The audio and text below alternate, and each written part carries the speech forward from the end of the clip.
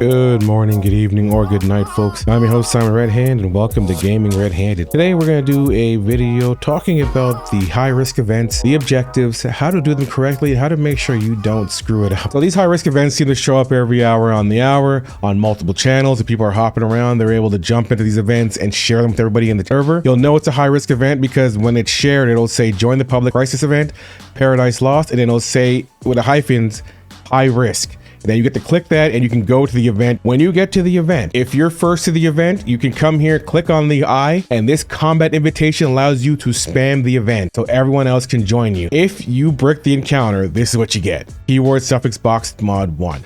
This box is trash. It has nothing in there. It gives you 10 parts.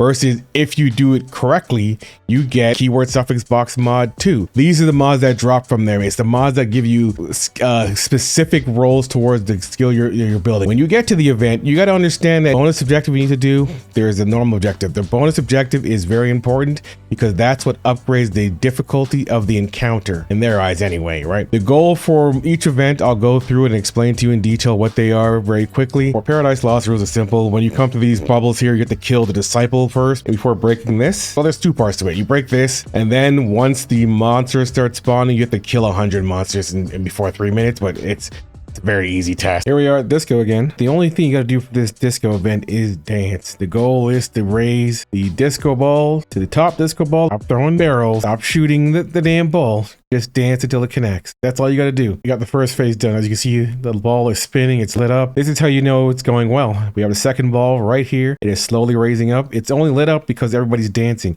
If it's a gray outline, it means that somebody is on this platform not dancing. Oh, it's about to connect. It's about to connect. It doesn't help that there's no general chat. There's no way of telling the people here to stop doing it. So your only option is to sit here and basically troll the event because this guy doesn't recognize that we're all waiting here for a reason. And when it's done correctly, the boss spawns. And then you kill the boss, you get your gold reward box, and then that's how you do the disco correctly. I apologize for interrupting the video, but we do need to appease the almighty algorithm. So if you guys like the content, please like the video, leave a comment down below so I can hear your thoughts, and if you like the channel and want to support me on this journey, please subscribe. For high risk Operation Chiron, everything is pretty much the same, except when you go to each of these towers, it's gonna spawn 2 void mobs or regen mobs each.